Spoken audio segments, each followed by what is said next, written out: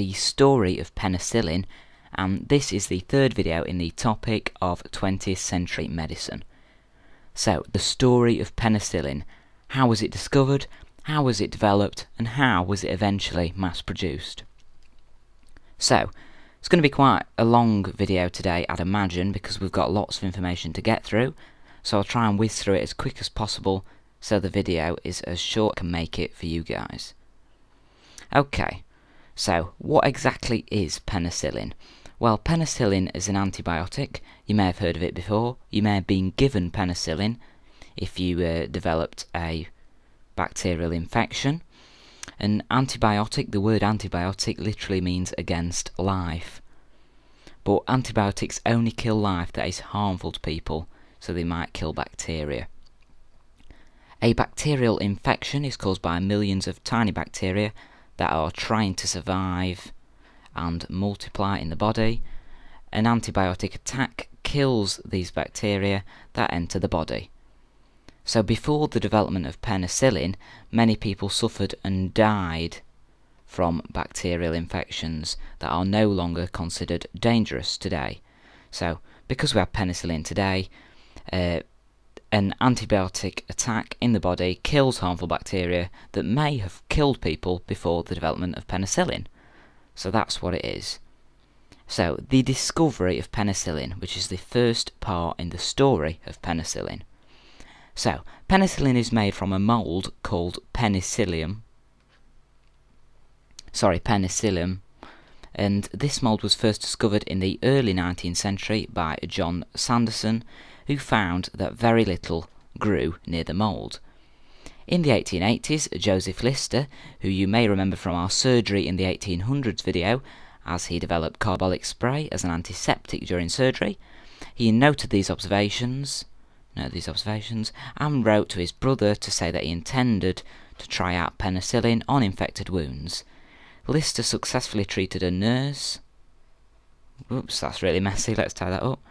Successfully treated a nurse with an infected wound with penicillin, but he did not leave any notes on this case, and he also did not continue to work in this area. So he managed to successfully treat someone using penicillin as an antibiotic, but he didn't write up any notes on the case, people couldn't look into it any further, and he didn't do any further work and research in penicillin. So, the rediscovery of penicillin. It was later rediscovered in the 20th century. So let's have a look at this. So, it was in the laboratory of St Mary's Hospital in London, so that's in London, whoops, a bit messy there, in London in 1928, that Alexander Fleming, you need to know all of this, sorry that should be a capital, just let me change that. There we are. That Alexander Fleming, who was a bacteriologist who had graduated from the University of London, rediscovered the properties of penicillin. There's a lot of information there in that sentence, and you need to know it. So, you need to know it was St Mary's Hospital in London, it was 1928, and it was Alexander Fleming, who was a bacteriologist, who rediscovered penicillin. A lot of information there in a sentence, I have to say, but you need to know all that. So there's a source here we're going to look at that is from Fleming's biography called The Life of Sir Alexander Fleming, and that was written in 1963. And this source helps us to look at how penicillin was rediscovered. So it describes when Fleming was visited by his friend.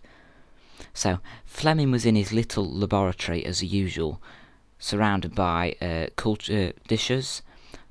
So he disliked being separate from his cultures before he was quite sure that there was nothing to be learned from them. So basically he kept old culture dishes lying around. Fleming took up several old cultures and removed the lids. Several of the containers have been contaminated with mould. So, contaminated with mould. I think some mould actually blew in from the window, we think. So as soon as you uncover a culture dish, he said to his friend, something tiresome is sure to happen. Things fall out of the air. Suddenly he stopped talking, so he realised something strange had happened. Then, after a moment's observation, he said, "That's funny." He recognised something's not quite usual. And on the cultures at which he was looking, there was a growth of mould, as on several others, so it was mouldy. But on this particular culture dish, all around the mould, the colonies of Staphylococci bacteria had been dissolved. So let's imagine this. Here's our little culture dish. I'm not very good at drawing, as you've just about found out. And let's say we've got all these bits of like bacteria, all these bacterial colonies growing on the dish, all over it. And here we've got a bit of mould that's flown onto the dish, probably through the window. And all around the mould, there's like sort of a circle around the mould, which is a bacteria-free zone. No bacteria is growing around that mould. It's only growing where the mould isn't. So the mould, really, if we look at this, is killing bacteria around it in this free space here. Not a good drawing, but hopefully you can visualise that a bit more than you can from this source. So it was rediscovered in 1928 by Alexander Fleming at St Mary's Hospital in London. So let's have a read about it a bit more. So Fleming investigated, and sorry, I'm not good at underlining today, and he found that penicillin bacteria had got onto the dish. Perhaps it had blown into the lab through an open window. The penicillin was killing the Staphylococci bacteria that were growing on the dish. So Fleming identified the mould and saw its potential that penicillin could be applied or injected into areas where there were penicillin-sensitive microbes. So this is bacteria that it can kill. When we say penicillin-sensitive microbes, we're on about bacteria that the penicillin can kill and fight against and produce an antibiotic attack. However, Fleming did not have the facilities or support to develop his idea further and test it, so Fleming recorded his findings in a paper published in 1929. He didn't take his work any further. Didn't take work any further. So as I said at the start of this video, there are 3 steps in the story of penicillin. The first of this step is the discovery, second development, third mass production. So far we've looked at the discovery. Next we're going to look at the development. So the development of penicillin. For this we have 2 key individuals you need to be aware about. The first is Howard Florey, shown in this picture here. Let's label that Howard Florey, that's him there, and this man here is Ernest Chain. And Florey and Chain were 2 Oxford scientists working in the 1930s. So, the Second World War finally brought about the successful development of penicillin, and the successful development of penicillin is down to these 2 individuals. So it was during World War II, and World War II goes from 1939 when it began to 1945. So by 1945 penicillin was being developed and mass-produced. So, in the 1930s, 2 Oxford scientists, Florey and Chain, developed an interest in Fleming's 1929 paper on penicillin. In 1939, they assembled a team of pathologists, chemists and biochemists, and 3 days after the outbreak of World War II, Howard Florey asked the British government for money to fund the team's research. The British government refused to fund the team's research as they were too busy making explosives during the war and didn't see the potential of penicillin to work as an antibiotic during World War II. They were too busy spending money on other things. So, the development of penicillin, what have we got so far? This is under the work of Florey and Chain. So there are 3 stages to the development of penicillin. Let's have a read through. So, stage 1 was growing the penicillin. This was a combination of the latest freeze-drying technology and some much more traditional equipment, thousands of milk bottles in which to grow the bacteria, milk churns, a dog bath and a hand pump. From this, the team were able to gather a few grams of pure penicillin, so they could make a bit of penicillin, only a few grams though. The second stage was to test it on animals. We needed to be sure that the drug was safe if we were going to use it as an antibiotic on humans. So, there was enough penicillin to test it on 8 mice, only 8 mice. They were injected with a deadly bacteria, Streptococci bacteria. 4 of the mice were then given penicillin. 24 hours later, The mice which had not been injected with penicillin were died from the deadly bacteria, and those mice that had been injected with penicillin remained healthy and did not die. Penicillin produced an antibiotic attack which caused the mice to not die of the deadly bacteria. So now that it had been proven to work on animals, we needed to try it on humans to make sure that it worked and that it was safe. So by 1941, Howard Florey and Ernest Chaim team had enough penicillin to test it on the first human. The patient had terrible abscesses which had spread from his mouth, his scalp, eyes, arm and even his lung. The patient was going to die anyway. There was nothing to lose by trying out penicillin on him. So, after 4 days of treatment, there was much improvement and the patient was sitting up in bed. The penicillin had worked.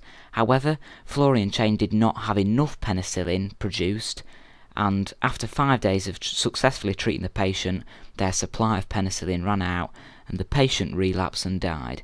So, who knows, maybe this patient would have survived if there was enough penicillin to treat him successfully.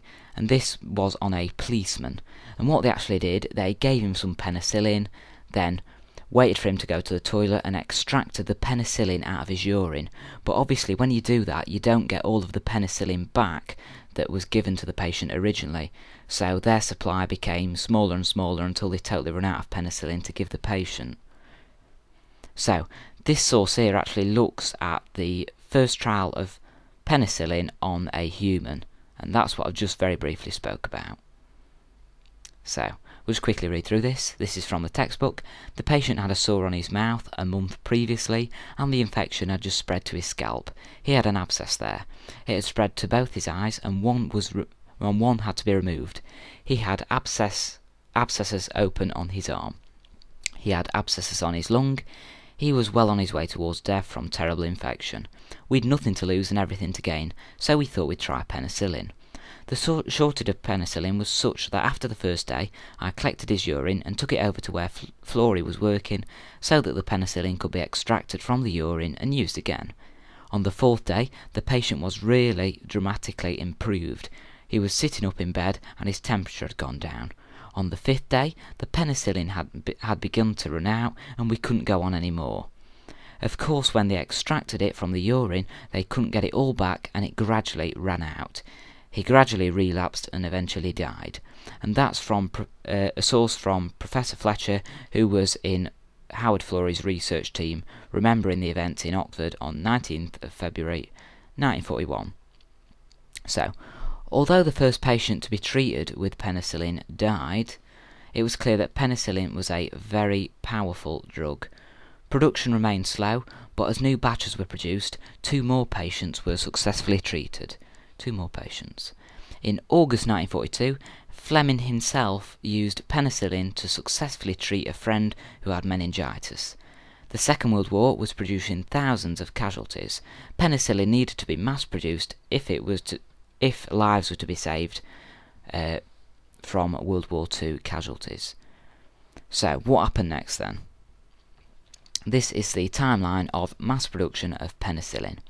So, in June 1941, Howard Florey travels to America to try to get drug companies to develop penicillin, but there is not much interest. At the time, the US aren't involved in the war, so they don't really see the urgency to produce penicillin. In December 1941, the US enters the Second World War, and this sort of adds to the urgency to mass-produce penicillin as they realise the potential of it in treating World War II casualties. In 1942, the US government give $80 million to 4 drug companies to mass-produce penicillin, and in 1943, the mass production of penicillin begins. Penicillin was first used by the British Army in North Africa. In June 1944, there is enough penicillin available to treat all casualties on the D-Day invasion of Europe. And in 1945, the US Army uses 2 million doses of penicillin a month, and after World War II, penicillin is made available for civilian use. So this timeline here really explains how penicillin was mass-produced and the steps that were taken to get to the final mass production of penicillin. You don't specifically need to know the dates in this timeline, but you just need to know the steps that led to the mass production of penicillin. So, why is penicillin so important? We've looked at its discovery, its production, and its mass production now. So, why was it important? It is estimated that without the use of penicillin, another 12 to 15% of wounded Allied soldiers would have died of infections. Penicillin also roughly halved the average time the Allied wounded spent in hospital. It was a miracle drug when it was first developed. It could treat a wide range of infections and diseases, including streptococcus, scarlet fever, syphilis and gonorrhea, as this sign up here shows, this poster. In 1945, Fleming, Florey and Chain were jointly awarded the Nobel Prize for Medicine for their work on penicillin. So, you don't specifically need to know these points here. Whoops, I'll get rid of that. You don't specifically need to know these specific points here, but you just need to know that penicillin was important because it reduced the death rate of casualties from World War II, halved the time, reduced the time the Allied wounded spent in hospital, and it could treat a wide range of infections. So, we've come to the end of everything we need to cover for today's video. So, usual sort of style, here are 4 quick questions based on the content of today's video. You may wish to pause the video here, scribble down some answers to these questions using what you've learned in the video today. If not, feel free to carry on watching, we'll do some answers together. So question 1, what factor led to Fleming's rediscovery of penicillin in 1928? Well, I'd say chance, as it was a chance discovery. Question 2, what 2 individuals became interested in Fleming's 1929 paper in the 1930s? They were 2 Oxford scientists, and they were called Howard Florey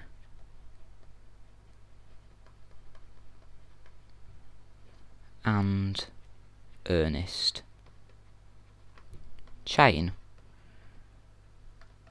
Why did the British government refuse the funding of penicillin? Well, it was during World War II when they were approached. They were too busy making explosives.